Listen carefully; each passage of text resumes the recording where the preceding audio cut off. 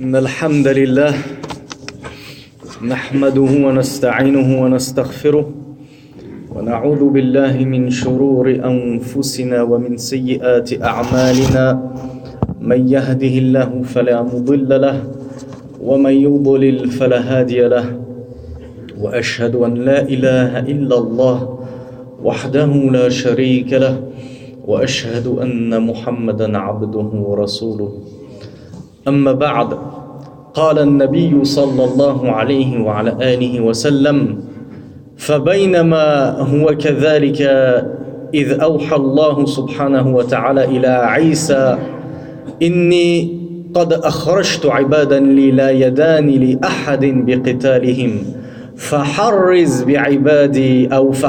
عبادي إلى الطور. والطور هو جبل في سيناء في مصر.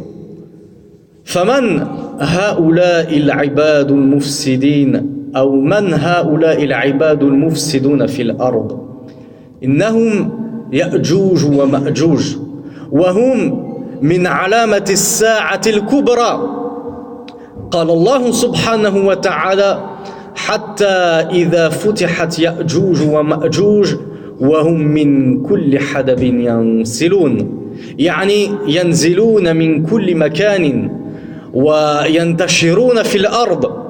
ثم قال رب العزة واقترب الوعد الحق فإذا هي شاخصة أبصار الذين كفروا يا ويلنا قد كنا في غفرة من هذا بل كنا ظالمين، يعني فجأهم الساعة فندموا لأنهم كانوا معرضين عن القرآن والسنة ولم يتهيأوا لهذا اليوم الأخير.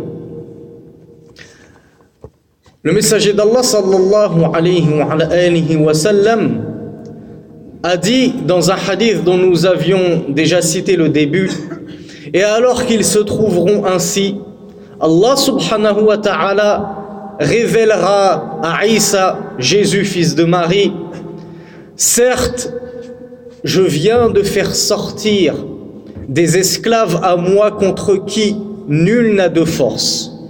Personne ne pourra les combattre. Alors prends mes bons serviteurs et allez vous réfugier sur le mont Tour. Le mont Tour qui est une montagne au niveau du Sinaï en Égypte. Mais qui sont donc ces esclaves d'Allah qu'Allah va délivrer et faire sortir au jour dernier? Ces esclaves qui vont semer la corruption sur terre, comme Allah subhanahu wa ta'ala nous en informe dans le Coran. Eh bien, ils ne sont autres que Gog et Magog, qu'on appelle en arabe Ya'jouj wa Ma'jouj. Et ils font partie, Gog et Magog, ou du moins leur sortie sur la terre entière, est l'un des signes avant-coureurs de l'heure. C'est l'un des plus grands signes de la fin des mondes, et c'est l'un des tout derniers signes de la fin du monde.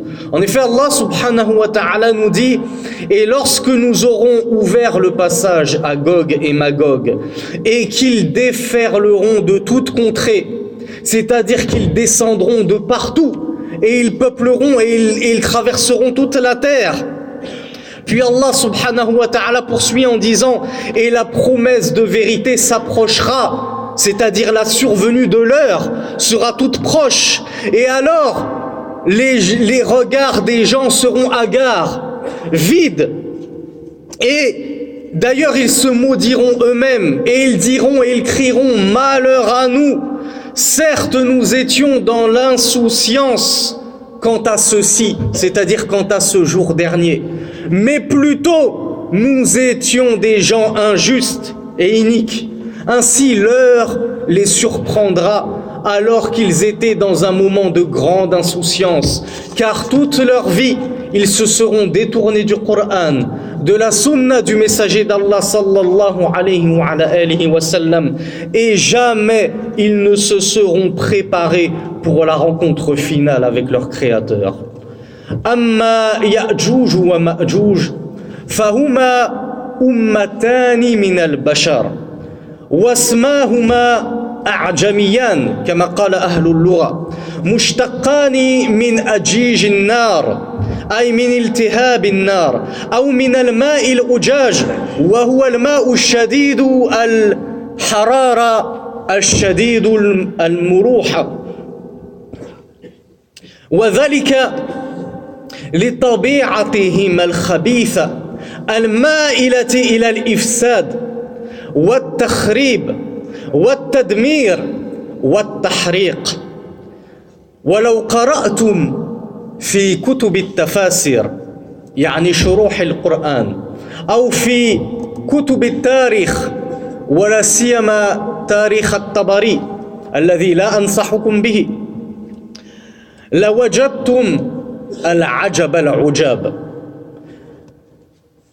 قصصا أو أخبارا غريبة للغاية وإسرائيليات كثيرة التي لا ينبغي للمسلم أن يصدقها كما قال النبي صلى الله عليه وعلى آله وسلم عن شأن الإسرائيليات لا نصدقها ولا نكذبها بل نكتفي بما ورد في القرآن العظيم وسنة نبينا الكريم. Quant à Gog et Magog, ils sont deux nations, deux communautés, deux peuplades parmi les hommes. Nous avons dit que c'était des humains. Ce ne sont pas des démons, ce ne sont pas des anges, ce ne sont pas des extraterrestres, ce sont bel et bien des humains. Mais des humains qui sèment la corruption et le chaos partout où ils passent. Leur nom, Gog et Magog, découle de la racine, comme l'ont dit les savants de la langue arabe, Ya'jouj ou Ma'jouj, découle de la racine qui en arabe veut dire le crépitement du feu, ou bien la chaleur de l'eau salée, une eau salée et bouillante, ou un feu qui crépite. Et cela reflète bien leur nature perverse et corrompue, car Gog et Magog, partout où ils passeront, ils sèmeront l'amertume, telle l'eau de la mer qui est amère et salée. Ils sèmeront le chaos et la destruction, tel le feu qui brûle tout sur son passage.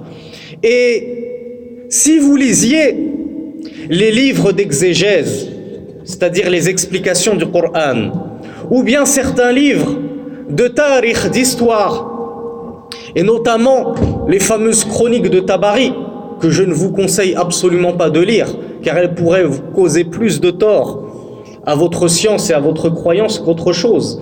Si vous lisiez parfois certains de ces ouvrages, vous pourriez effectivement trouver des histoires abracadabrantesques au sujet de Gog et Magog. Des récits complètement farfelus, sans queue ni tête, et des Israéliyat, c'est-à-dire des récits des gens du livre, que le prophète sallallahu alayhi wa sallam nous a enjoint à ne pas croire, et qu'il ne convient pas et auquel il ne convient pas d'ajouter foi. Mais ni nous les affirmons, ni nous les rejetons. Mais il faut faire attention à ne pas les prendre pour des choses véridiques et fiables. Mais plutôt, nous nous contentons, nous les musulmans, uniquement de ce qui nous a été rapporté de sources sûres, c'est-à-dire dans les deux législations, les deux révélations. Al-Qur'an wa Sunnah, les paroles authentiques du messager d'Allah sallallahu alayhi wa sallam. Et parmi elles, citons quelques exemples. Rawa Abu Sa'id al-Khudri رضي الله عنه والحديث في الصحيحين يعني في البخاري ومسلم متفق عليه أن النبي صلى الله عليه وعلى آله وسلم قال يقول الله سبحانه وتعالى يعني في آخر الزمان يا آدم فيقول آدم لبيك وسعديك والخير في يديك فيقول الله سبحانه وتعالى أخرج بعث النار يعني أخرج من مصيره إلى النار إلى جهنم فيقول آدم وما بعث النار يعني كم أخرج منهم فيقول الله سبحانه وتعالى من كل 1900 أو 999 وتلا النبي صلى الله عليه وعلى آله وسلم ذلك حين يشيب الصغير وتضع كل ذات حمل حملها وترى الناس سكارى وما هم بسكارى ولكن عذاب الله شديد.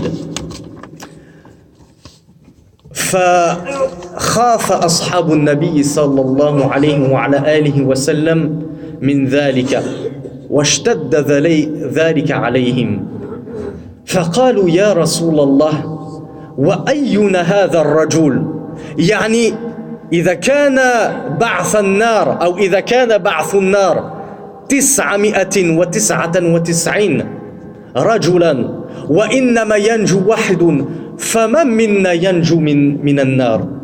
فرد عليهم النبي صلى الله عليه وعلى آله وسلم وقال أبشروا فإن من يأجوج ومأجوج 1000 ومنكم رجلا، يعني أنتم معشر المسلمين أنتم هذا الرجل الذي سينجو، أما بقية بعث النار فهم أكثرهم من يأجوج ومأجوج.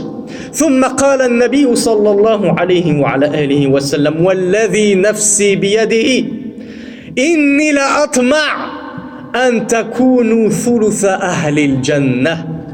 فقال أبو سعيد الخضري فحمدنا الله وكبرناه.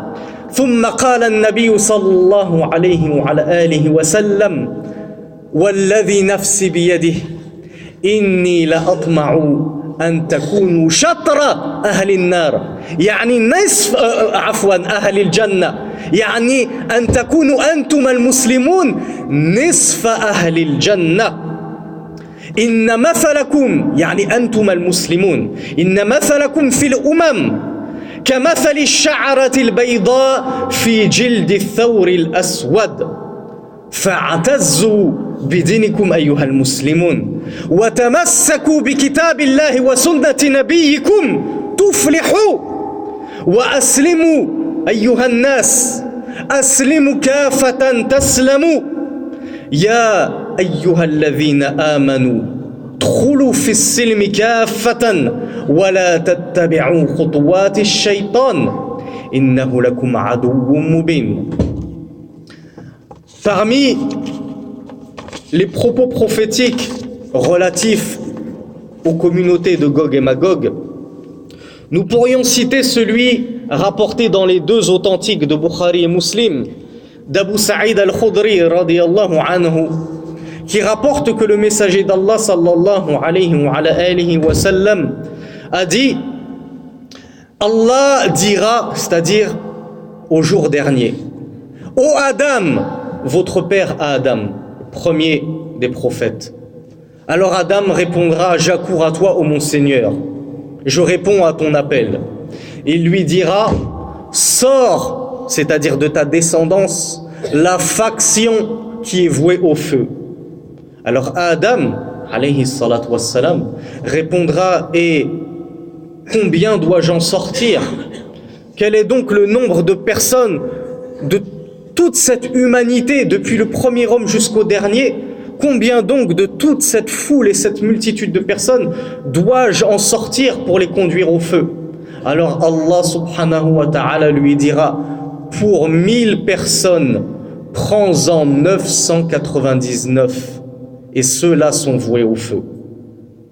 Et le messager d'Allah sallallahu alayhi wa sallam a commenté ces paroles en disant, ceci est le jour où l'enfant deviendra tel un vieillard, les cheveux qui blanchiront d'effroi et de peur, et tu verras la femme enceinte mettre bas tellement elle aura peur de l'effroi de ce jour-là, et tu trouveras les gens ivres alors qu'ils ne sont pas ivres, ils ne se sont pas saoulés, mais ce sera la peur terrible de ce jour dernier qui les rendra comme ivres.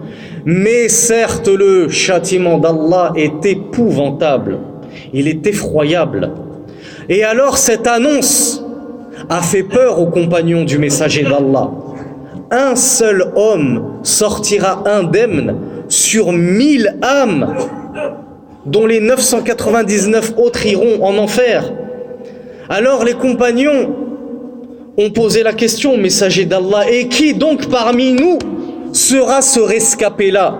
Qui donc parmi nous sera ce seul rescapé, alors que tu es en train de nous dire qu'il y en a 999 sur 1000 qui vont goûter au feu? Alors le messager d'Allah les a tranquillisés. Il leur a répondu: Abshirou, réjouissez-vous. Gog et Magog représenteront à eux seuls 1000 personnes. Et vous serez cette personne rescapée. C'est-à-dire vous, les véritables croyants, vous, les véritables musulmans, et vous qui suivez scrupuleusement Al-Qur'an ou As-Sunnah, vous serez ce rescapé-là. Et les autres, tous ceux qui se seront détournés du rappel et du message divin, ceux-là finiront en enfer. Et parmi eux, une grande partie sera justement composée de ces deux nations terribles que sont Gog et Magog. Puis le messager d'Allah poursuit et il dit: je jure par celui qui détient mon âme dans sa main, j'escompte, c'est-à-dire j'espère, que vous représenterez le tiers des habitants du paradis. Allahu Akbar, Allahu Akbar. D'ailleurs, Abu Saïd Al-Khudri nous dit: nous avons à l'écoute de cela et à l'entente de cela loué Allah, et nous avons proclamé sa grandeur. Allahu Akbar. Et le messager d'Allah poursuit: j'escompte plutôt que vous soyez la moitié des gens du paradis. Antum ma'shar al-muslimin al-mu'minin. Inch'Allah ta'ala. Le messager d'Allah dit: j'espère que vous représenterez, vous les véritables musulmans, qui vous accrochez au Coran et à la Sunna du messager d'Allah, qui cheminez sur son minhaj et sur la voie qu'il nous a tracée, qui est claire comme de l'eau de roche. Vous représenterez, comme l'espère le messager d'Allah, la moitié des habitants du paradis. Et d'ailleurs, le prophète sallallahu alayhi wa sallam a clos sa parole en disant: et votre exemple parmi les nations, parmi les autres communautés, les autres nations. Et dans certains propos, nous trouvons que nous, la nation de l'islam, la nation des musulmans, nous complétons 69 nations.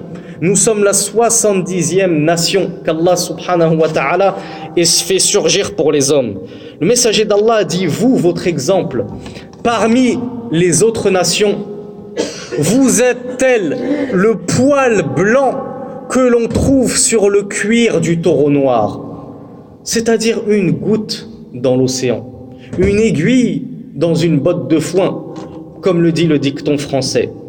Donc mes chers frères, soyez fiers de votre religion, car si vous vous y accrochez, si vous mordez à pleines dents avec vos molaires, si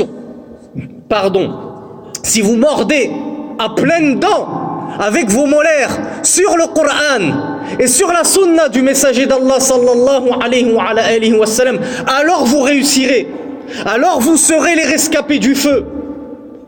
Et nous disons aux non-musulmans qui nous écouteraient: embrassez l'islam, et à vous la vie paisible des jardins des délices, et à vous la tranquillité et la paix dans cette vie d'ici-bas comme dans l'au-delà. Ô hommes, qui que vous soyez, embrassez l'islam, accourez à la religion de la vérité, accourez à la promesse de votre Seigneur qui a dit dans le Coran: ô vous qui avez cru, entrez dans l'islam, c'est-à-dire dans la soumission à votre Seigneur kafa, pleinement, tous autant que vous êtes, et ne suivez pas les pas du diable qui veut vous détourner du chemin d'Allah. Il est certes pour vous un ennemi déclaré. أقول قولي هذا وأستغفر الله لي ولكم.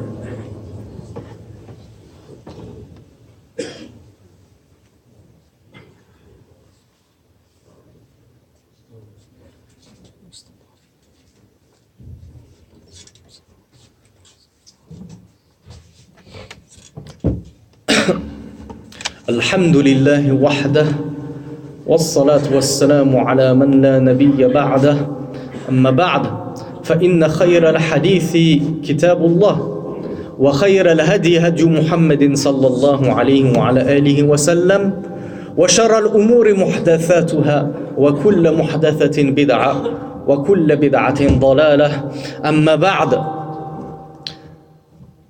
هؤلاء الفسقاء يأجوج ومأجوج موجودون منذ وقت طويل فقد ذكرهم الله سبحانه وتعالى في قصة ذي القرنين في القرآن الكريم. ذو القرنين هذا الملك العادل المالك لجميع الأرض في وقته، فقال الله سبحانه وتعالى عن قصته: قالوا يا ذا القرنين إن يأجوج ومأجوج مفسدون في الأرض فهل نجعل لك خرجا على أن تجعل بيننا وبينهما سدا. وعاش ذو القرنين رحمه الله ورضي الله عنه لأنه كان من المؤمنين المسلمين، عاش قبل ولادة عيسى بن مريم بقرون طوال. وقال ذو القرنين بعد أن سد بين يأجوج ومأجوج وبين هذا القوم قال: هذا رحمة من ربي فإذا جاء وعد ربي جعله دكا وكان وعد ربي حقا.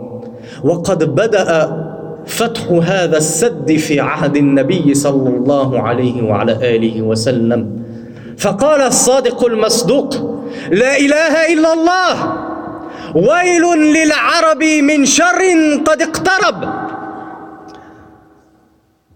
فتح اليوم من ردم يأجوج ومأجوج مثل هذه، وحلق بإصبعه الإبهام والتي تليها، والحديث متفق عليه، ويرويه زوجة النبي صلى الله عليه وعلى آله وسلم زينب بنت جحش.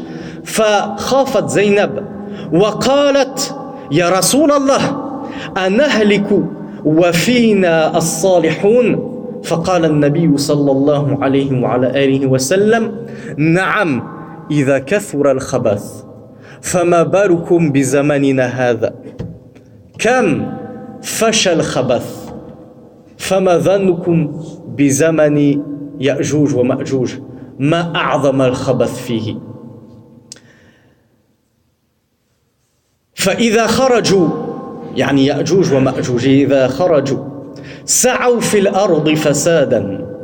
قال النبي صلى الله عليه وعلى آله وسلم: ويخرجون على الناس، يعني سيقتلون كثيرا من الناس وسيفسدون في الأرض وفي أموال الناس وفي أعراضهم. فقال النبي صلى الله عليه وعلى آله وسلم: يخرجون على الناس فينشفون المياه ويتحصن الناس منهم في حصونهم فيرمون بسهامهم إلى السماء فترجع وعليها الدم، فيقولون: قهرنا أهل الأرض وعلونا أهل السماء.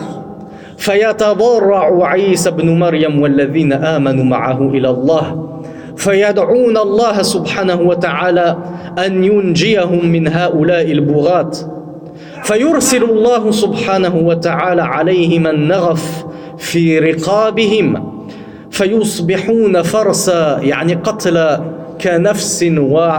كموت نفس واحدة.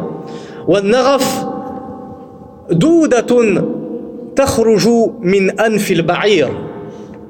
ثم يهبط عيسى بن مريم وأصحابه إلى الأرض فلا يجدون شبرا أو موضع شبر إلا ملأه زهمهم ونتنهم، فيرغب عيسى بن مريم إلى الله سبحانه وتعالى فيرسل الله عليهم طيرا كأعناق البخت، يعني كعنق، يعني لهذه الطيور عنق كعنق البعير الإبل، فتحملهم يعني تحمل هؤلاء هذه الطيور يأجوج ومأجوج فتحملهم فتطرحهم حيث شاء الله سبحانه وتعالى فتطرحهم حيث شاء الله سبحانه وتعالى ثم يرسل الله سبحانه وتعالى عليهم مطرا فيخسر الأرض حتى يتركها كالزلف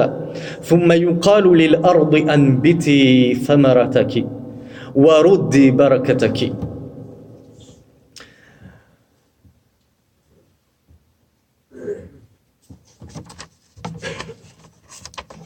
C'est pervers et c'est corrupteur que sont Gog et Magog sont présents et ils existent depuis des siècles et des siècles, mais plutôt ils existent depuis des millénaires. Ce ne sont pas des gens qui vont apparaître de nulle part à la fin des temps, mais ils existent depuis des millénaires. D'ailleurs, ils existaient déjà à l'époque de Dhul Qarnayn, ce roi pieux et juste qui a été surnommé ainsi car il portait un casque à 2 cornes et à qui Allah subhanahu wa ta'ala a donné la gouvernance de la terre. Et cet homme pieux a vécu déjà des centenaires et des centenaires, des siècles et des siècles avant l'avènement de Jésus, fils de Marie. Donc, imaginez-vous à quel point Gog et Magog sont présents sur terre depuis des millénaires et des millénaires. Et Allah subhanahu wa ta'ala a évoqué leur présence sur terre dans le Coran, dans la sourate La Caverne, lorsqu'il a dit au sujet de l'histoire de Dhul Qarnayn, ce roi pieux, et ils ont dit, c'est-à-dire les gens qu'a rencontré Dhul Qarnayn, ô Dhul Qarnayn, ô celui aux 2 cornes, certes Gog et Magog causent la turpitude et sèment la corruption sur la terre. Alors, ne te reverserions-nous pas un tribut afin que tu construises entre eux et nous un barrage, afin de nous prémunir de leur mal? Alors, après avoir construit ce barrage pour séparer les gens du mal de Gog et Magog, Dhul Qarnayn, l'homme aux 2 cornes, leur a dit ceci, ce barrage, fort, puissant et infranchissable et impénétrable, c'est une miséricorde de la part de mon Seigneur. C'est Allah subhanahu wa ta'ala qui vous protège du mal de Gog et Magog par miséricorde de sa part. Mais lorsque viendra la promesse de mon Seigneur, alors il réduira ce barrage en cendres, en poussière. Et certes, la promesse de mon Seigneur est véridique. Allah ne manque jamais à sa promesse. Et à ce sujet-là, le messager d'Allah sallallahu alayhi wa sallam a dit, et sachez que ce barrage, une brèche s'est entrouverte de ce barrage à l'époque du messager d'Allah sallallahu alayhi wa sallam, comme le rapporte de lui son épouse Zaynab bint Jahsh radiyallahu anha, qui a dit que le messager d'Allah sallallahu alayhi wa sallam s'est réveillé en sueur une nuit et il a dit: il n'y a d'autre Dieu qu'Allah, malheur aux Arabes contre un mal qui est tout proche. Certes, aujourd'hui, il s'est ouvert du barrage de Gog et Magog l'espace de ceci, et il a fait un cercle avec son pouce et son index. Ceci s'est ouvert du barrage de Gog et Magog déjà à l'époque du messager d'Allah sallallahu alayhi wa sallam. C'est-à-dire que la fin est proche. Le temps pour eux de sortir et de briser ce barrage est tout proche, ce qui sous-entend que la fin du monde est toute proche. Et Zaynab, son épouse, lui a dit avec effroi: ô messager d'Allah, est-ce que nous allons tous périr, c'est-à-dire par les ravages de Gog et Magog, alors qu'il y a parmi nous des pieux, des salihoun, des gens vertueux? Alors le messager d'Allah lui a répondu: oui, lorsque la turpitude se sera propagée. C'est-à-dire que lorsque vous vivrez, mes frères, dans un temps où la turpitude régnera partout sur la terre, alors Gog et Magog pourront s'en prendre à vous, quand bien même vous serez des pieux, quand bien même vous serez des vertueux. Ceci est le décret d'Allah subhanahu wa ta'ala. Et les vertueux ne seront pas épargnés. Pourquoi? À cause du mal omniprésent sur la terre. Et regardez de nos jours, en 2020, à quel point la turpitude, la corruption, le mal est partout présent sur notre terre. Alors imaginez-vous la situation et l'état de notre planète et l'état de nos vies lorsque sera venu le temps de Gog et Magog. Une perversion, une corruption et une turpitude sur la terre sans précédent. Puis, le messager d'Allah sallallahu alayhi wa sallam a ajouté, quant à la sortie de ces gens néfastes que sont Gog et Magog, qui sèmeront le chaos partout où ils passeront, tuant femmes et enfants, corrompant et volant et spoliant les biens des gens, détruisant tout sur leur passage, asséchant les fleuves et les rivières, tellement ils seront nombreux. Le messager d'Allah sallallahu alayhi wa sallam a dit, lorsqu'ils sortiront vers les gens, ils tariront les sources d'eau, c'est-à-dire ils les assécheront. Les premiers de Gog et Magog passeront par une source et ils la videront et la boiront en entier. Et les derniers de Gog et Magog passeront au milieu de cette source vide et ils diront, il y avait à l'époque une source d'eau à cet endroit-là. Ils assécheront les eaux et les hommes tenteront de se réfugier tant bien que mal dans des abris de fortune pour échapper à leur mal, à Gog et Magog. Mais ils ne pourront rien contre eux. Comme l'a dit Allah subhanahu wa ta'ala, ce sont des esclaves d'Allah contre qui personne ne peut rien. Nul affrontement n'est possible contre eux. Ils sont beaucoup trop puissants. Et après avoir anéanti une bonne partie des gens de la terre, ils se mettront en tête dans leur touryan, dans leur transgression ultime, en se disant, nous avons vaincu les peuplades de la terre, nous allons maintenant nous en prendre aux gens du ciel. Wala hawla wala quwwata illa billah. Et c'est alors qu'ils décocheront leurs flèches en direction du ciel. Et Allah subhanahu wa ta'ala, pour les éprouver, Gog et Magog, fera retomber ces flèches du ciel couvertes de sang pour leur laisser penser, ou pour les laisser penser qu'ils ont réellement réussi à vaincre les habitants du ciel, les anges notamment. Et alors, voyant leurs flèches leur revenir couvertes de sang, ils diront dans leur toupet et leur audace sans précédent, nous avons dominé les gens de la terre et nous avons pris le dessus sur les gens du ciel. Regardez comme est néfaste cette peuplade de Gog et Magog, d'une communauté qui se croit tout permis, qui se croit roi du monde et qui va semer la corruption dans les cieux et sur la terre. Puis le messager d'Allah, poursuit en disant, c'est alors que Jésus, fils de Marie, ainsi que les croyants qui se seront réfugiés avec lui sur le mont Tour, supplieront Allah subhanahu wa ta'ala de les délivrer et de les préserver, de leur épargner le mal de Gog et Magog. Alors Allah exaucera l'invocation des croyants et il enverra sur Gog et Magog des vers. Le messager d'Allah sallallahu alayhi wa sallam nous a dit que ces vers, ce sont les vers qui atteignent parfois les chameaux. Pour ceux qui ont l'habitude de fréquenter les bestiaux et les pâturages, les chameaux parfois sont pris d'une maladie qui leur fait sortir des vers du nez.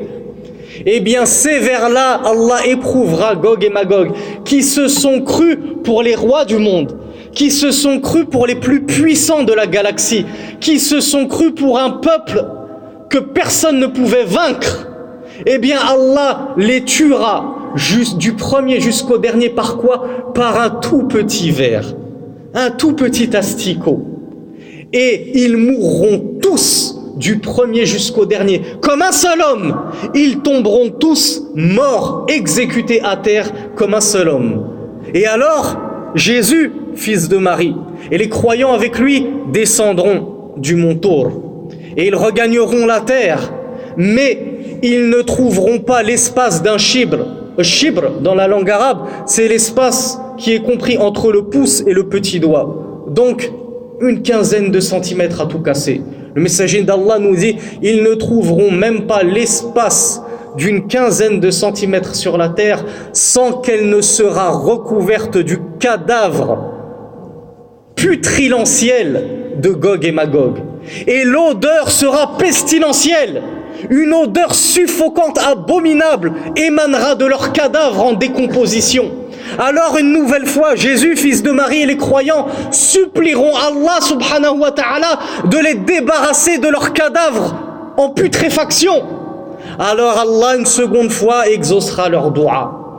Et il enverra des oiseaux que le messager d'Allah sallallahu alayhi wa sallam a décrit comme des oiseaux avec des coups tels les coups des chameaux.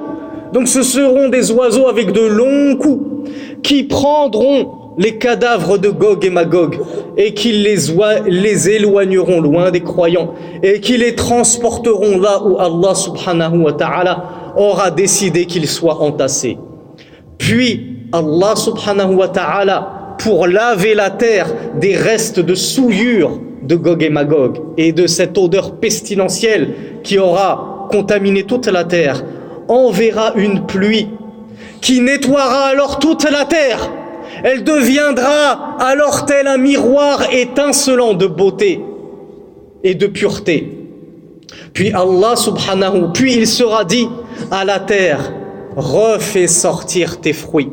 Car on l'a dit, Gog et Magog auront tout décimé sur leur passage, tout détruit. Alors, une fois qu'Allah aura purifié la terre, il dira à la terre, fais sortir tes fruits et rends ta bénédiction comme autrefois. Allahumma salli wa sallim ala nabiyyina Muhammad. Allahumma inna na'udhu bika min adhab al-qabr wa na'udhu bika min adhab an-nar wa na'udhu bika min fitnati ad-dajjal wa na'udhu bika min fitnati al-mahya wal-mamat. اللهم آتنا في الدنيا حسنة وفي الآخرة حسنة وقنا عذاب النار. اللهم أدخلنا الفردوس الأعلى بلا حساب ولا عذاب. اللهم ارحم موتانا واشف مرضانا واهدنا سبل الرشاد وقوموا إلى صلاتكم.